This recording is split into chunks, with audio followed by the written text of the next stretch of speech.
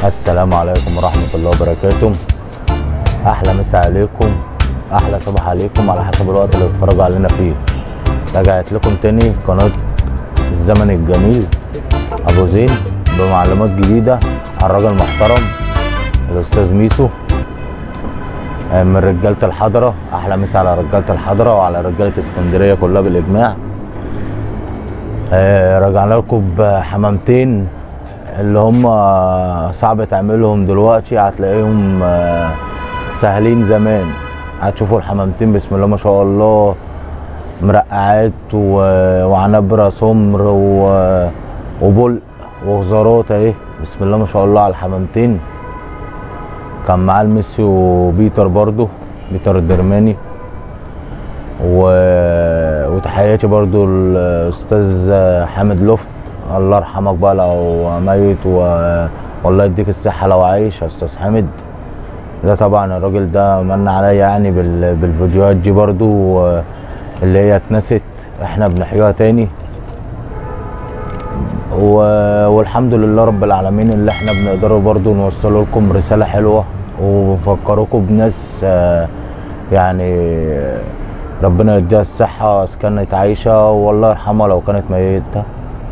البني ادم مش حاجة يا جماعة الا سيرة كويسة في غاية الحمام او بره غاية الحمام. بقدر اللي انا اقدم محتوى يعني الحمد لله اللي هو يكون ايه على قد برضو في الغاية او في اليوتيوب يعني. تحياتي لكل الناس بتاعت اليوتيوبر والكلام المفيد برضو اللي بنتعلمه منهم واللي بنشوفوه منهم، اذا كان اخويا حسين الخطيب او استاذ ياسر ادهم او استاذ ياسر ايمن مدرسة. برضو مش عايز انسى حد. احلى مسا على اسكندرية كلها وعلى القاهرة. راجل برضو على اخونا الكبير محمد عرفة ابو احمد، احلى مسا عليك. طبعا بقى مش هنتكلموا اللي هو برضو في نسل الحمام واللي الناس سرقت ريش الحمام من شهر 6 ولا من شهر 5 عشان تلحق يعني الريشة تخلص واللي انت تقدر تهوي برضو بدري عشان تطلع بقى انت تبقى شغال وغيرك بيهوي وتجيبه على الظهر. عايزين نخلوها نش كويس على الجميع ان شاء الله وموسم خير على الجميع يا جماعه. وكده كده على راي المثل برضو النهارده شلته بصفاره، النهارده شلته بسيخ، بكره مش هتعرف تشيله. فرد هيجي عندي او عند غيري. فبنحاول اللي احنا برضو مع غلو الكلفه اللي احنا شايفينه او اليوتيوبر بيتكلموا عليه، بنحاول ان احنا نقدم معلومه غير اللي هو اللي الناس بتتكلم فيه. كل واحد بيتكلم في محتواه، ويا ريت كل واحد بالادب مع الكبير ومع الصغير عشان في شباب زينا برضو بنتفرجوا عليكم وبنتابعوكم. فمش عايزين حد يغلط في حد ومش عايزين حد يقل ادبه على حد برضو على السوشيال ميديا او على قناه اليوتيوب المحترمه بس. واستاذ ميسو برضو علم من علامات الحضره زي عم الدني ايكا برضو، عم ابراهيم ايكا، وزي عم ناصف، زي الله يرحمه احمد خالد.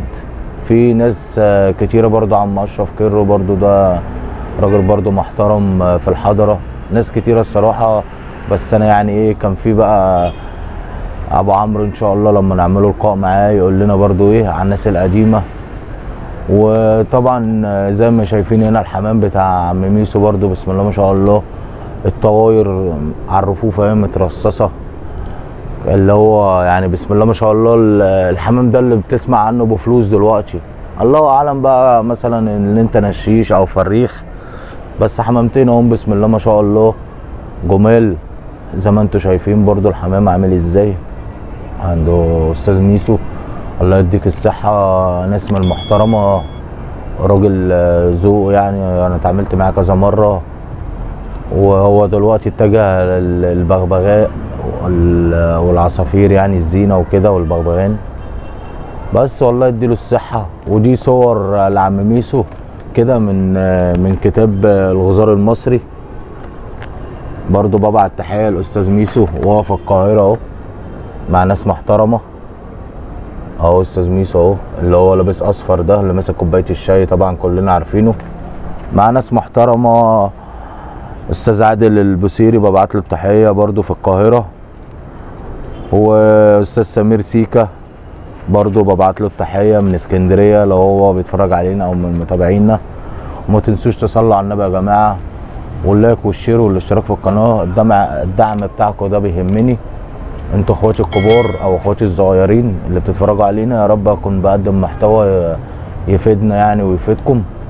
وطبعا اي حد عنده كلمه حلوه بيقولها لي، اي حد عنده معلومه حلوه ممكن اللي احنا نطوروا بيها القناه او نطوروا بيها المعلومه في غايه الحمام او في المحتوى بتاعنا غير اللي انتوا بتسمعوه.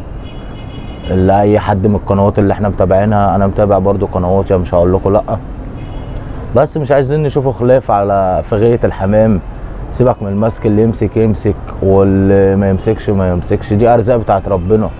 ممكن تمسكه بالعب معلش يطلع من تحت العب. قدر صقر مسك لك فرد حمام، هتعمل ايه مع الصقر؟ هتستناه تاني يوم وما تكلفش الحمام عشان تطلع تصطاد الصقر عادي. فهي الحرفنه في كده زي الاهلي والزمالك. احنا دي يا جماعه دي مثلا ايه، لعبه بالادب وبالاحترام، المفروض في السماء او في الارض بنقابل بعضينا السلام عليكم سلام ورحمه الله، برضه بالادب وبالاحترام. وكده كده السلام بتاع الله يعني والوطن للجميع. عايز تقول لي السلام عليكم قول، قلت وانا ما سمعتهوش كده كده ايه، احنا عارفين الملائكه بتردده. لكن اللي هي تشوفني تدور وشك واللي انت تبقى زعلان مني اللي انا مسكت لك النهارده وانت عايز تحرق الكلفه ولا تدي نص كلفه للحمام عشان تطلع تمسكني بكره. طب ما احنا هنا بنبوظها على ناس تانيه، ناس اقسم بالله حمامي مقفول بقاله 5 شهور ولا 6 شهور ولسه ما خلصش وفي حمام خلص. ما انا ممكن اهول حمام واطلع. وبقول للناس اللي بتهوى عصاري او بترمي عصاري وبتاخر نفسها لحد المغارب، اذا كان عندنا هنا في اسكندريه في بحري او في القاهره او في اي حته يعني على دماغي من فوق، بحاول اقول لهم اللي انتوا برضو ما تضايقوناش يوم ما نيجوا نهووا او نرموا الحمام. عايزينكم برضو اللي انتوا يعني توسعوا لنا شويه برضو لحد ما الحمامه بتصمد وبتاع، عشان نعملوا مجال، ما نبقاش مجالين، مجال في الشارع ومجال مثلا في المستركب. كده كده الصقر هيجي يعني مع احترامي ليكم هيعزق في كله مش هيسمي، اللي على كيفه بيشيله واللي مش على كيفه ما بيخلع منه بكره هيجيبه. وانتوا شايفين يعني السوق بيبقى بايظ في البيع والناس بتخسف لنا بحمامنا الارض في الطواير العطة او في الحمامه الكبيره.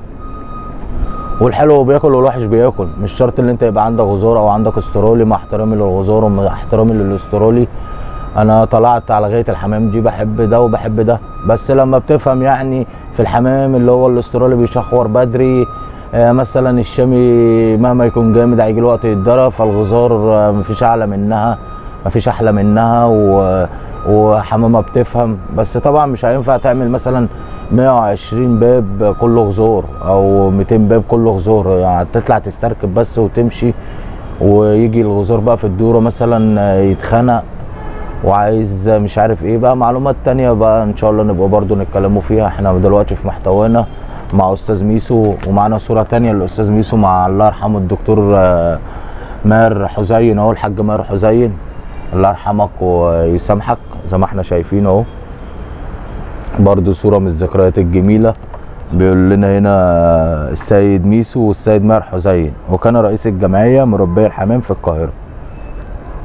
برضو الناس دي علم من اعلام اسكندريه استاذ ميسو ده والله يرحمه برضو الحاج ماهر حزين، برضو الرحمه ليه والمغفره. ومش عايزين برضو ننسى حد. طبعا الحمام اللي احنا شايفينه بتاع استاذ ميسو ده اللي هو الناس بتقول لك ده صعب تعمله دلوقتي ومحدش يعرف يعمل الحمام ده. الحمام ده لا يا جماعه هو كان سهل، وكان لو هو غالي دلوقتي كان رخيص زمان عشان كان كده ولا كده يعني. الفلوس كان ليها قيمه زمان، مش زي دلوقتي يقول لك مثلا ال 100 جنيه ملهاش قيمه، احنا بنضيعها في يوم ولا حاجه. طبعا احنا كلامنا مش عشان الفلوس ولا حاجه، كل واحد ربنا يزيده ويسهل له الحال. كده كده حمامتك هي اللي بتعمل لك سعر. حمامه الجامده، الحمامه الحلوه، الحمامه الماشيه هي دي اللي بتعمل سعر للبني ادم. وان شاء الله استنونا الحلقه القادمه. عم الدوني اهو زي ما احنا شايفين، وهنا الضحى ومش عايزين نطول عليكم وان شاء الله نجيب لكم فيديو جديد. واستنونا في قناه الزمن الجميل، والسلام عليكم ورحمه الله وبركاته.